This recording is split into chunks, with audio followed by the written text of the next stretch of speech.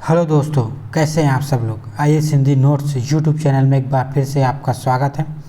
आज हम नवंबर महीने के कुछ महत्वपूर्ण करेंट अफेयर के टॉपिक्स पर चर्चा करेंगे जो आपके आगामी परीक्षा यूपीएससी प्रीलिम्स 2023 के लिए बहुत ही महत्वपूर्ण होने वाली है। तो चलिए दोस्तों, बिना किसी देरी के स्टार्ट करते हैं। हमारा पहला टॉपिक है दोस्तों 1913 का मानगढ़ हत्याकांड। तो आइए दोस्तों इसके बारे में जान लेते हैं। तो दोस्तों ये राजस्थान में हुआ था और जो ब्रिटिश भारतीय सेना द्वारा बंधुआ मजदूरी प्रणाली को खत्म करने और उच्च कृषि करों से छूट की मांग कर रहे प्रदर्शनकारियों पर गोलियां चलाने के कारण लगभग 1500 भील आदिवासी और वनवासियों की जान चली गई थी। तो इस प्रदर्शन के जो प्रमुख नेता थे दोस्तों वो थे गोविंद गुरु। तो दोस्तों जो मानगढ़ हत्याकांड है 2013 का, उसमें अंग्रेज़ों द्वारा लगभग 1500 भील आदिवासियों की गोली मारकर हत्या कर दी गई थी। तो दोस्तों ये थे 1913 के मानगढ़ हत्याकांड के बारे में कुछ महत्वपूर्ण जानकारी, आप इसे ज़रूर याद रखिएगा। तो चलिए दोस्तों नेक्स्ट चलते हैं। हमारा अगला टॉपिक है दोस्तों वह काला सागर के बारे में। तो आइए इसके बारे में जान लेते हैं। तो दोस्तों जो काला सागर की जो सीमाएं हैं वह रूस, जॉर्जिया, तुर्की, बुल्गारिया, रोमानिया, यूक्रेन जैसे देश से मिलती है। काला सागर पूर्वी यूरोप और पश्चिमी एशिया के बीच स्थित है। काला सागर भी कर्च जलडमरू द्वारा अजो सागर से जुड़ा हुआ है। काला सागर में ऑक्सीजन की भारी कमी है। तो आइए दोस्तों इसे मैप के माध्यम से देखते हैं। तो यह है दोस्तों काला सागर। अगर इससे सीमावर्ती देश की बात करें दोस्तों तो है रसिया, यूक्रेन, रोमानिया, बेल्गोरिया, टर्की, जॉर्जिया। तो दोस्तों यह है काला सागर से सीमा के साथ लगे हुए प्रमुख देश। यदि बात करें दोस्तों केच जलडमरू यहाँ है दोस्तों, यहाँ से लगा हुआ सी ऑफ अजो सागर से जुड़ता है। तो चलिए दोस्तों नेक्स्ट चलते हैं। हमारा अगला टॉपिक है दोस्तों कोरोनल होल्स। तो आइए इसके बारे में जान लेते हैं कि आखिर कोरोनल होल्स है क्या। ये सूर्य की सतह पर ऐसा क्षेत्र जहाँ तेज सौर हवा अंतरिक्ष में निकलती है, क्योंकि उनमें सौर सामग्री कम होती है, उनका तापमान कम होता है और अपने परिवेश की तुलना में और अधिक गहरे रंग में दिखाई देते हैं। यदि दोस्तों अगर आप इसे सूर्य में देखेंगे तो सूर्य में जो काले काले धब्बे दिखाई देते हैं उसे ही कोरोनल होल्स कहा जाता है। तो दोस्तों यह कुछ हफ्तों से लेकर कुछ महीनों तक रह सकते हैं। खुली आँखों और टेलीस्कोप से ये दिखाई नहीं देते हैं, परंतु पराबैंगनी दृश्य से इसे देखा जा सकता है। सूर्य का जो चुंबकीय क्षेत्र एक चक्र से गुजरता है जिसे सौर चक्र कहा जाता है, जिसमें हर 11 साल में सूर्य का चुंबकीय क्षेत्र पूरी तरह से बदल जाता है। इसका मतलब है कि सूर्य के जो उत्तरी और दक्षिणी ध्रुव स्थान जो है आपस में बदल जाते हैं। तो दोस्तों ये थे कोरोनल होल्स के बारे में कुछ महत्वपूर्ण जानकारी। तो चलिए नेक्स्ट चलते हैं। अब बात करते हैं दोस्तों हमारा अगला जो टॉपिक है वह है शत्रु संपत्ति। तो आइए दोस्तों जान लेते हैं है क्या। ऐसे लोग जो देश के विभाजन के समय या फिर 1962, 1965 और 1971 के युद्धों के बाद चीन या पाकिस्तान जाकर बस गए हैं और उन्होंने वहां की नागरिकता ले ली हो। भारत की रक्षा अधिनियम 1962 के तहत सरकार उनकी संपत्ति को जब्त कर सकती है और ऐसी संपत्ति के लिए संरक्षण नियुक्त कर सकती है। तो दोस्तों शत्रु संपत्ति वह संपत्ति है जहां कोई व्यक्ति अपनी जिन्होंने जन्म तो भारत में लिया है किंतु वह चीन या पाकिस्तान जाकर वहां बस गए हैं और उन्होंने वहां की नागरिकता ले ली है, इसलिए जो उसकी भारत में संपत्ति है वह शत्रु संपत्ति कहलाती है। अतः दोस्तों ऐसे देश छोड़कर जाने वाले ऐसे लोगों को भारत में मौजूदा संपत्ति ही शत्रु संपत्ति कहलाती है। उत्तराधिकारी का जो कानून है दोस्तों वो शत्रु संपत्ति पर लागू नहीं होता। अर्थात दोस्तों ऐसे व्यक्ति जो चीन या पाकिस्तान में नागरिकता ले चुके हैं तो उनके जो संतान हैं वो भारत में उनकी जो संपत्ति है उन पर अपना उत्तराधिकार का दावा नहीं कर सकते। तो दोस्तों ये थे शत्रु संबंधी के बारे में कुछ महत्वपूर्ण तथ्य। तो चलिए दोस्तों नेक्स्ट चलते हैं। हमारा अगला टॉपिक है दोस्तों वो है घेम 100। तो आइए इसके बारे में जान लेते हैं कि आखिर है क्या। ईरान का पहला 3 चरणों वाला उपग्रह प्रक्षेपण यान है। ईरान रियोनोस्ली गार्ड ने इस उपग्रह के ले जाने वाले रॉकेट का प्रक्षेपण किया है। यह 80 किलोग्राम तक के उपग्रह को पृथ्वी के 500 किलोमीटर की ऊंचाई में ले जाने की क्षमता है। तो दोस्तों यदि घेम 100 क्या है तो यह ईरान का पहला 3 चरणों वाला उपग्रह प्रक्षेपण यान है। तो चलिए दोस्तों नेक्स्ट चलते हैं। अब बात करते हैं दोस्तों शुरा जलडमरू के बारे में। तो दोस्तों यह जावा और सुमात्रा के बीच में स्थित है जो कि इंडोनेशिया में है। तो आइए इसे मैप से माध्यम से जानते हैं। तो यह है दोस्तों शुरा जलडमरू जो जावा और सुमात्रा जो इंडोनेशिया के 2 द्वीप है उनके बीच में स्थित है। तो चलिए दोस्तों नेक्स्ट चलते हैं। अब बात करते हैं दोस्तों राजा राममोहन राय के बारे में।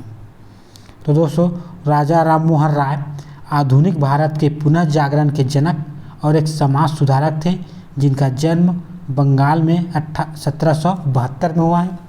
वर्ष 1803 से 1814 तक इन्होंने ईस्ट इंडिया कंपनी के लिए एक निजी दीवान के रूप में कार्य किया है।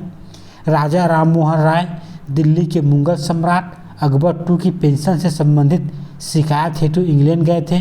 तभी अकबर द्वितीय द्वारा इन्हें राजा की उपाधि दी थी। वर्ष 1814 में कलकत्ता में आत्मी सभा की स्थापना की और वर्ष 1828 में ब्राह्म समाज की स्थापना की। इसने मूर्ति पूजा का विरोध किया। तो दोस्तों जो राजा राममोहन राय हैं उसमें जो राजा की उपाधि दी थी तो थे अकबर द्वितीय द्वारा उन्हें राजा की उपाधि प्रदान की गई। और 1814 में उन्होंने आत्मी सभा का स्थापना की और 1828 में ब्राह्म सभा की उन्होंने स्थापना की। जो राजा राममोहन राय है दोस्तों वो मूर्ति पूजा के विरोधी थे। तो दोस्तों ये थे राजा राममोहन राय के बारे में कुछ महत्वपूर्ण जानकारी, आप इसे ज़रूर याद रखिएगा। तो चलिए दोस्तों नेक्स्ट चलते हैं। हमारा अगला जो टॉपिक है दोस्तों वह है विधि आयोग। तो आइए दोस्तों इसके बारे में जान लेते हैं। भारतीय विधि आयोग न तो एक संवैधानिक निकाय है और न ही वैधानिक निकाय है, अतः यह भारत सरकार के आदेश से गठित एक कार्यकारी निकाय है। इसे प्रथम बार 1833 के चार्टर एक्ट के तहत लॉर्ड मैकारे की अध्यक्षता में इसे गठित किया गया था। यदि हम स्वतंत्र भारत की बात करें तो प्रथम विधि आयोग 1955 में भारत के तत्कालीन अटॉर्नी जनरल MC सीतलवाड़ा की अध्यक्षता में गठित किया गया था। वर्ष 2020 में 22वें विधि आयोग का गठन किया गया है जिसका कार्यकाल 3 वर्षों का है। यदि इसके सदस्यों की बात करें दोस्तों तो इसमें एक अध्यक्ष, एक सदस्य सचिव तथा 4 पूर्णकालिक सदस्य होते हैं। कानून मंत्रालय का कानून और विधायी सचिव इसका आयोग का पदेन सदस्य होते हैं। इसमें अंशकालिक सदस्यों की संख्या दोस्तों 5 से अधिक नहीं होनी चाहिए। तो दोस्तों जो विधि आयोग है न तो संवैधानिक है न तो वैधानिक निकाय है, यह भारत सरकार के आदेश द्वारा गठित एक कार्यकारी निकाय है। तो दोस्तों ये थी विधि आयोग के बारे में कुछ महत्वपूर्ण जानकारी, आप इसे जरूर याद रखिएगा। तो चलिए दोस्तों नेक्स्ट चलते हैं। अब आगे और देखते हैं दोस्तों जो सर्वोच्च न्यायालय का जो सेवानिवृत्त न्यायाधीश या मुख्य उच्च न्यायालय का जो मुख्य न्यायाधीश इसकी अध्यक्ष आयोग का अध्यक्ष होगा। यह कानून और न्याय मंत्रालय के सलाहकार के निकाय के रूप में कार्य करता है। चलिए दोस्तों इस आयोग की सिफारिशों की बात करें तो इन्होंने कुछ महत्वपूर्ण सिफारिशें की है, जैसा कि आतंकवाद से संबंधित राज्य के खिलाफ युद्ध को छोड़कर सभी अपराधों के लिए मृत्युदंड की सज़ा को समाप्त करने की सिफारिश, लोकसभा और राज्य विधानसभा चुनाव एक साथ करने का सुझाव, देश में समान नागरिक संहिता लागू करने की सिफारिश और कैदियों की पहचान अधिनियम 1920 की जगह आपराधिक प्रक्रिया पहचान अधिनियम 2022 की सिफारिश विधि आयोग द्वारा की गई है। तो दोस्तों ये थे विधि आयोग के संबंधित कुछ और महत्वपूर्ण जानकारी। तो चलिए दोस्तों नेक्स्ट चलते हैं। हमारा अगला टॉपिक है दोस्तों विक्रम एस। तो क्या है दोस्तों जान लेते हैं। यह भारत का प्रथम निजी तौर पर विकसित एक प्रक्षेपण यान है। यह एक चरण वाला प्रक्षेपण यान है जो 3 पेलोड को ले जाएगा। अंतरिक्ष प्रौद्योगिकी startup Hyderabad Skyroot Aerospace ने विक्रम एस को प्रारंभ मिशन के तहत अंतरिक्ष में भेजेगा। जो प्रारंभ मिशन है दोस्तों उसका उद्देश्य है 3 पेलोड को अंतरिक्ष में ले जाना। तो दोस्तों यदि हम बात करें विक्रम एस की तो यह भारत का प्रथम निजी तौर पर विकसित एक प्रक्षेपण यान है। तो चलिए दोस्तों नेक्स्ट चलते हैं। अब बात करते हैं नामदफू केम्पेगौड़ा के बारे में। तो दोस्तों यह जो है विजयनगर साम्राज्य के सामंत थे 6ठी शताब्दी में और 1537 में बेंगलोर किला और बेंगलोर शहर को इन्होंने निर्माण करवाया है। इन्होंने लगभग 1000 झीलों का विकास करवाया है। यदि हम बात करें दोस्तों हिमालय ग्रे लंगूर की तो इसका IUCN स्टेटस है दोस्तों लुप्त प्राय है। और ये जो काला टाप खजियार वन्य जीव अभ्यारण्य हिमाचल में पाया जाता है। तो चलिए दोस्तों नेक्स्ट चलते हैं। अब बात करते हैं दोस्तों मुद्रा निगरानी सूची के बारे में। तो ये दोस्तों जान लेते हैं क्या। तो अमेरिकी ट्रेजरी विभाग द्वारा इसे जारी किया जाता है। वर्तमान में इसमें 7 देश शामिल हैं। कौन कौन से दोस्तों? चीन, Japan, Korea, Germany, Singapore, Taiwan और मलेशिया। भारत को इस सूची से बाहर कर दिया गया है। यह विभाग अर्धवार्षिकी रिपोर्ट जारी करता है जो अंतर्राष्ट्रीय अर्थव्यवस्था में विकास को ट्रैक करना शामिल है। इस सूची में शामिल देशों पर जुर्माना और प्रतिबंध नहीं लगाया जाता है। यह अमेरिकी सरकार द्वारा उन देशों का एक वर्गीकरण है जिसके बारे में अमेरिका यह महसूस करता है कि ये देश डॉलर के मुकाबले अपनी मुद्रा को जानबूझकर अवमूल्यन करके अनुचित मुद्रा व्यवहारों में संलग्न है। आइए दोस्तों अब इसके मापदंड जान लेते हैं कि कौन कौन से मापदंड हैं।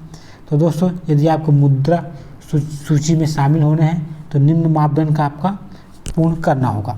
पहला दोस्तों अमेरिका के साथ महत्वपूर्ण द्विपक्षीय व्यापार का जो अधिशेष है वो 12 महीने की अवधि में कम से कम 20 मिलियन अमेरिकी डॉलर होना चाहिए।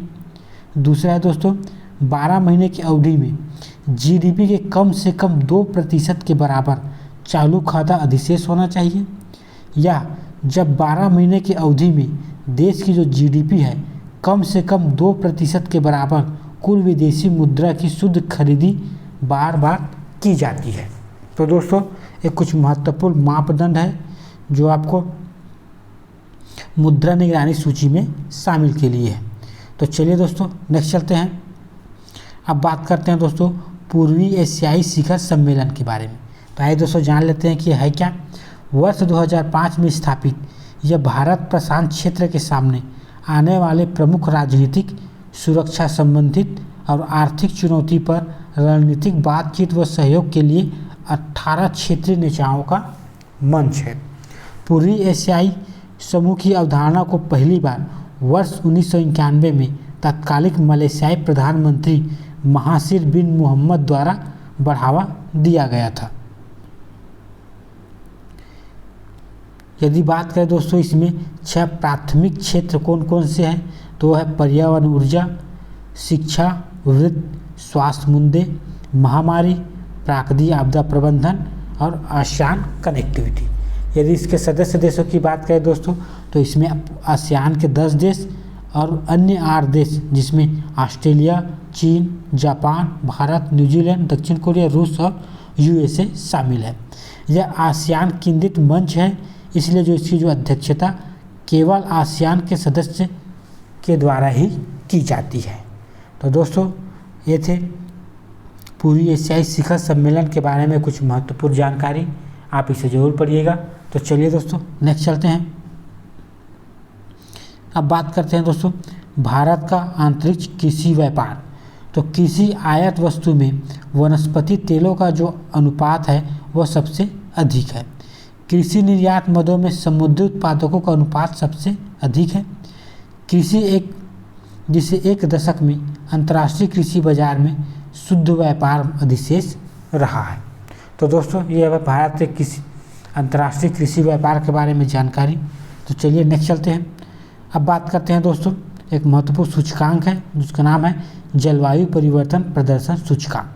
तो दोस्तों इसे जर्मन वाच द्वारा जारी किया जाता है। इसके 4 कारक हैं: ग्रीन हाउस उत्सर्जन, नवीकरण ऊर्जा का प्रयोग, ऊर्जा का उपयोग और जलवायु नीति। ये 4 प्रमुख कारण हैं जिससे जो जर्मन वाच है वो जलवायु परिवर्तन प्रदर्शन सूचकांक जारी किया जाता है। इसमें कुल 59 देश हैं, जिसमें से भारत को 2023 के रैंकिंग में 8वां स्थान प्राप्त हुआ है। यदि प्रथम स्थान की बात करें दोस्तों तो स्वीडन और डेनमार्क दोनों इसमें प्रथम स्थान पर हैं। तो चलिए दोस्तों नेक्स्ट चलते हैं। हमारा जो अगला टॉपिक है दोस्तों वह लीड आईटी समिट 2022। यह उन देशों और कंपनियों को इकट्ठा करता है जो पेरिस समझौते को हासिल करने के लिए प्रतिबद्ध है। तो दोस्तों लीड आईटी समिट जो है पेरिस समझौते को हासिल करने वाली देशों या कंपनियों का समूह है। इसका जो उद्देश्य है दोस्तों शुद्ध शून्य कार्बन उत्सर्जन प्राप्त करना है। इसे सितंबर 2019 में संयुक्त राष्ट्र जलवायु कार्यवाही शिखर सम्मेलन में स्वीडन और भारत सरकार द्वारा लॉन्च किया है और विश्व आर्थिक मंच द्वारा इसे समर्थित किया गया है। तो दोस्तों ये जो है स्वीडन और भारत सरकार द्वारा लॉन्च किया गया एक पहल है जो विश्व आर्थिक मंच द्वारा समर्थित प्राप्त है। तो चलिए दोस्तों नेक्स्ट चलते हैं। हमारा जो अगला टॉपिक है दोस्तों वो है पापीगोंडा राष्ट्रीय उद्यान के बारे में। तो ये दोस्तों जान लेते हैं इसके बारे में। यह आंध्र प्रदेश में स्थित एक राष्ट्रीय उद्यान है। गोदावरी नदी इस राष्ट्रीय उद्यान से होकर बहती है। यह राष्ट्रीय उद्यान पूर्वी घाट में मौजूद है और इसे वर्ष 2008 में राष्ट्रीय उद्यान घोषित किया गया था। तो दोस्तों ये थे पापीगोंडा राष्ट्रीय उद्यान के बारे में महत्वपूर्ण जानकारी। तो चलिए नेक्स्ट चलते हैं। अब बात कर लेते हैं दोस्तों नेटवर्क रेडिएशन सूचकांक 2022 के बारे में। तो दोस्तों इसे वाशिंगटन डीसी स्थित पोर्ट लॉन्च इंस्टीट्यूट द्वारा जारी किया जाता है। भारत में अगर इसका स्थान देखें दोस्तों तो 61वां है और इसमें कुल 131 देशों को रैंक किया गया था। निम्न मध्य आय वाले देशों में 36 देशों के समूह में भारत का जो स्थान है दोस्तों वह 3रा स्थान है। तो दोस्तों ये थे नेटवर्क रेडिएशन सूचकांक 2022 के बारे में। तो चलिए नेक्स्ट चलते हैं। हमारा जो अगला टॉपिक है दोस्तों वो है ग्रेट नॉट के बारे में। तो आइए दोस्तों जान लेते हैं क्या। तो दोस्तों यह एक छोटा या जल पक्षी है और कैलिड्रिक प्रजाति का सबसे बड़ी है। इसका जो IUCN स्टेटस है दोस्तों वह लुप्तप्राय और यह एक अंतर्राष्ट्रीय प्रवासी पक्षी है जो उत्तरी गोलार्ध और दक्षिणी गोलार्ध के बीच व्यापक दूरी तय करता है। तो चलिए दोस्तों नेक्स्ट चलते हैं। अब बात करते हैं दोस्तों ज़ैपोरिज़िया परमाणु ऊर्जा संयंत्र के बारे में। तो दोस्तों यह यूरोप का सबसे बड़ा ऊर्जा संयंत्र है और यह दक्षिण पूर्वी यूक्रेन में स्थित है। हमारा अगला जो टॉपिक है दोस्तों है स्वास्थ्यिक पहल। तो ये क्या है दोस्तों, भारत के वैज्ञानिकों के रूप में पारंपरिक ज्ञान के संरक्षण और संचार के लिए CSIR और NICEPR की एक पहल है। तो दोस्तों यह जो है स्वास्थ्यिक पहल जो है वैज्ञानिकों के रूप में पारंपरिक ज्ञान और संरक्षण और संचार का एक पहल है। अब आगे बात करते हैं दोस्तों प्रोजेक्ट उन्नति के बारे में जान लेते हैं। तो दोस्तों यह एक कौशल परियोजना है जिसका उद्देश्य महात्मा गांधी मनरेगा लाभार्थी के कौशल आधार का उन्नयन करना है। जो हमारा अगला टॉपिक है दोस्तों है गमूशा। तो दोस्तों ये कपड़े का सफ़ेद आयताकार टुकड़ा है जो सूती धागा से बनाया जाता है और इसमें लाल रंग का बॉर्डर होता है। यदि हम जापी की बात करें दोस्तों तो एक शंकुआकार टोपी है जिसे जापी कहा जाता है। तो चलिए दोस्तों नेक्स्ट चलते हैं। हमारा अगला टॉपिक है दोस्तों वो है लचित बोरफुकन के बारे में। तो दोस्तों 1671 में सराय घाटी के जो युद्ध का इन्होंने नेतृत्व किया था।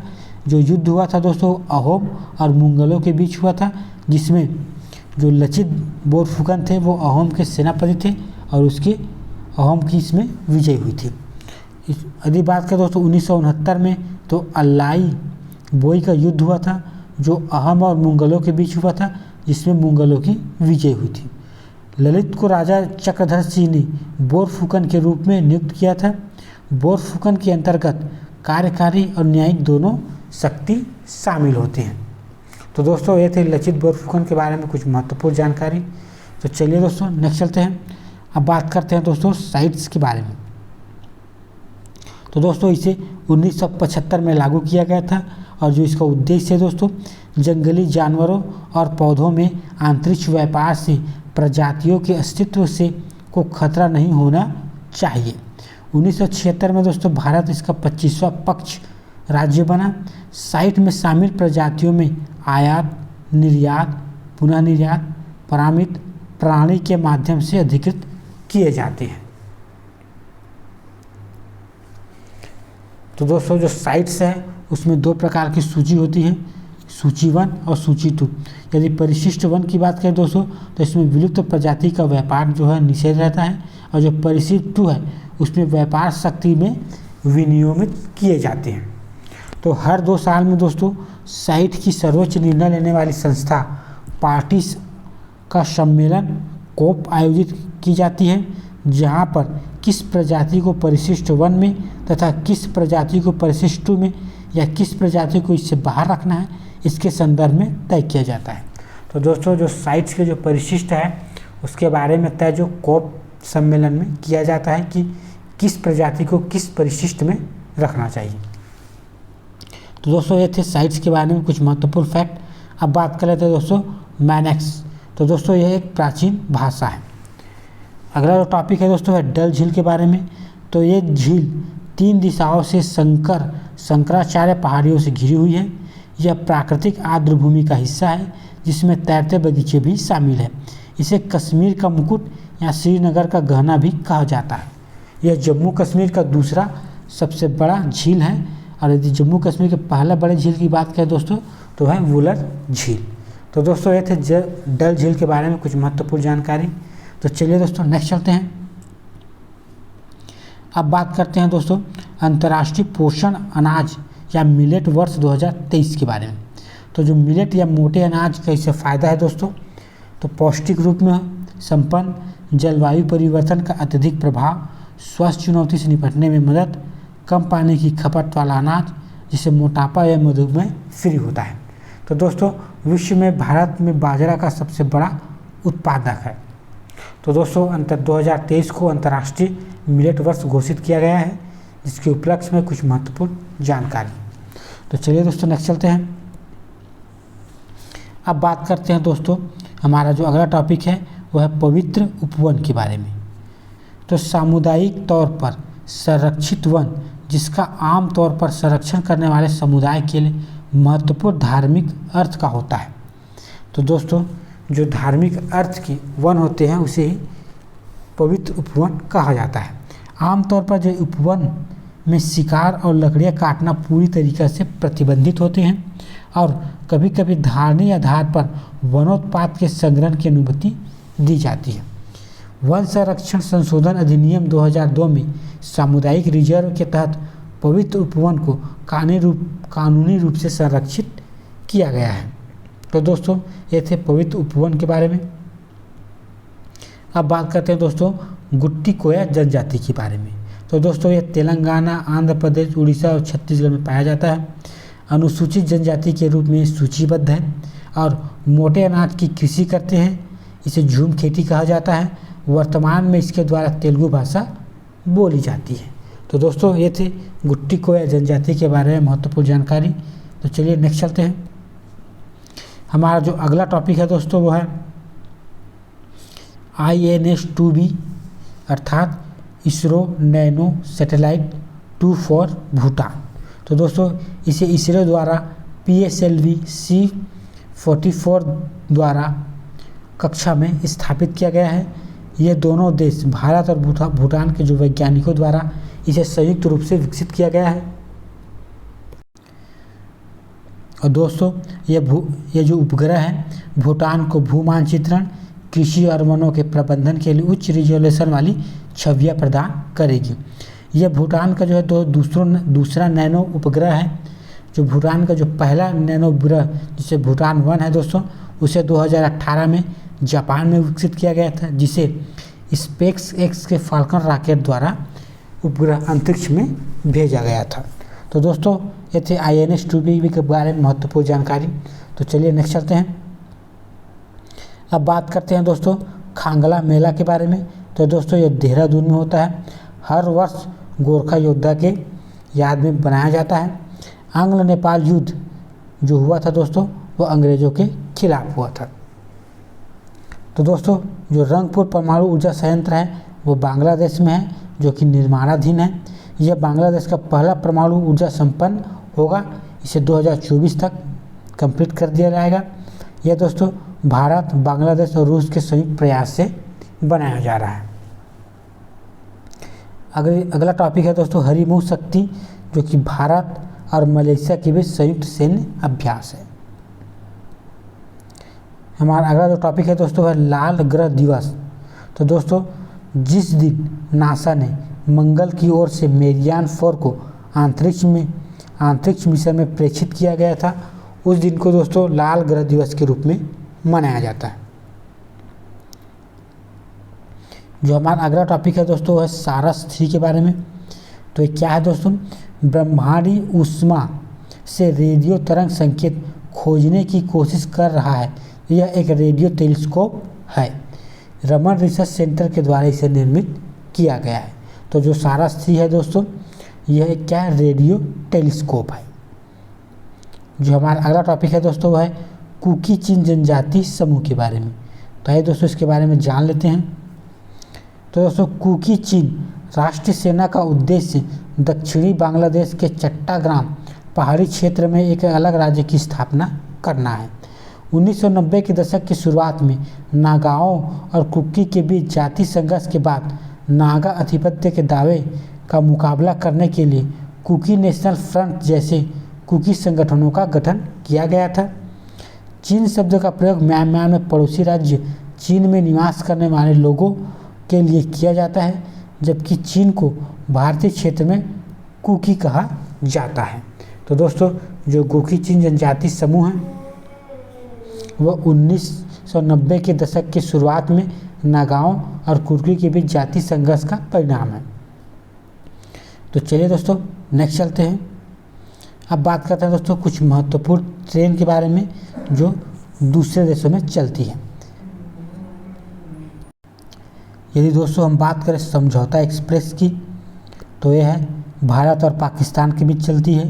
ये थार एक्सप्रेस है दोस्तों, भारत और पाकिस्तान के बीच चलती है।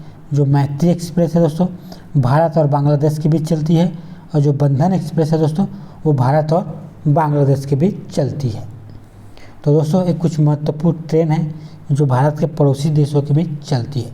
तो आइए दोस्तों नेक्स्ट चलते हैं। अब बात करते हैं दोस्तों तरल दर्पण दूरबीन, जिसे लिक्विड मिरर टेलीस्कोप कहा जाता है। तो दोस्तों भारत की पहली और पश्चिम एशिया की सबसे बड़ी लिक्विड मिरर टेलीस्कोप है। इसे नैनीताल उत्तराखंड में आर्यभट्ट शोध संस्थान की देवालय वेधशाला में स्थापित किया गया है। क्षुद्र ग्रहों, सुपरनोवा, अंतरिक्ष मलबे और अन्य खगोल पिंडों का इसमें निरीक्षण किया जाएगा। भारत, बेल्जियम और कनाडा के जो खगोलविदों के द्वारा इसे संयुक्त रूप से निर्मित किया गया है। यह दर्पण पारे की पतली फिल्म से बना हुआ है। इसे किसी भी दिशा में घुमाया या पॉइंटेड नहीं किया जा सकता है। तो दोस्तों ये थे तरल दर्पण दूरबीन या लिक्विड मिरर टेलीस्कोप के बारे में कुछ महत्वपूर्ण जानकारी। आप इसे जरूर याद रखिएगा। तो चलिए दोस्तों नेक्स्ट चलते हैं। अब बात करते हैं दोस्तों सॉवरेन गोल्ड बॉन्ड के बारे में। तो दोस्तों इसे 2015 में प्रारंभ किया गया था। भारत सरकार की ओर से RBI द्वारा इसे जारी किया जाता है। ये वाणिज्यिक बैंक, नामी डाकघर, नेशनल स्टॉक एक्सचेंज या बॉम्बे स्टॉक एक्सचेंज के माध्यम से बेचे जाते हैं। निवासी व्यक्तियों, हिंदू अविभाजित परिवारों, ट्रस्टों, विश्वविद्यालय और धर्मार्थ संस्थान को बिक्री के लिए इसे निश्चित किया जाता है।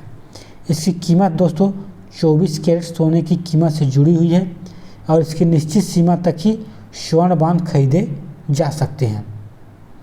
यदि इसमें न्यूनतम निवेश की बात करें दोस्तों, तो जो 1 ग्राम सोना है, और अधिकतम निवेश की बात करें दोस्तों, तो जो खुदरा निवेशक है दोस्तों वो 4 किलोग्राम, और जो ट्रस्ट है दोस्तों वो 20 किलोग्राम तक निवेश कर सकती है। 8 साल की परिपक्वता अवधि होती है दोस्तों, जिसमें 5 वर्ष के बाद आप इससे बाहर निकलने का विकल्प होता है। 2.5% प्रतिवर्ष ब्याज की दर इसमें कर योग दिया जाता है। तो दोस्तों ये थे सॉवरेन गोल्ड बॉन्ड के बारे में महत्वपूर्ण जानकारी। तो चलिए दोस्तों नेक्स्ट चलते हैं। अब बात करते हैं दोस्तों नमक उत्पादन के बारे में। तो दोस्तों विश्व में तीसरे स्थान पर है भारत जो है नमक उत्पादन के मामले में। भारत में सबसे ज़्यादा नमक उत्पादन गुजरात राज्य लगभग 80% करता है। दूसरे स्थान में है दोस्तों तमिलनाडु। नमक जो है दोस्तों संघ सूची का विषय है। खनन उत्पाद में जो दोस्तों नमक का प्रतिशत है दोस्तों 0.5%। आयोडीन युक्त नमक का सबसे अधिक उपयोग दोस्तों जम्मू कश्मीर के लोग करते हैं, और जो सबसे कम उपयोग करते हैं दोस्तों है तमिलनाडु के लोग। तो दोस्तों ये थे कुछ महत्वपूर्ण जानकारी। तो चलिए दोस्तों बात करते हैं किबिले लामजाओ राष्ट्रीय उद्यान के बारे में। तो दोस्तों ये दुनिया का एकमात्र तैरता हुआ राष्ट्रीय उद्यान है जो लोकटक झील पर स्थित है। उद्यान मणिपुर के नृत्य करने वाले हिरन शांघाई का अंतिम प्राकृतिक आवास है। इसे फुमड़ी नामक तैरते हुए अपघटित पौधे की विशेषता के लिए जाना जाता है। आइए दोस्तों अब कुछ महत्वपूर्ण शब्दों पर चर्चा कर लेते हैं। एक है शब्द दोस्तों हर्मिट। यह एक स्पाईवेयर है जो इटली और कजाकिस्तान में पाया गया है।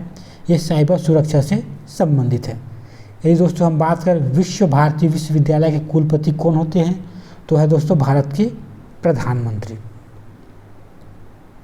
तो दोस्तों ये रहे नवंबर महीने के कुछ महत्वपूर्ण करेंट अफेयर। आई होप दोस्तों ये वीडियो आपको अच्छा लगा होगा। यदि अच्छा लगा होगा तो हमारे वीडियो को लाइक करें और हमारे चैनल को सब्सक्राइब करें। धन्यवाद।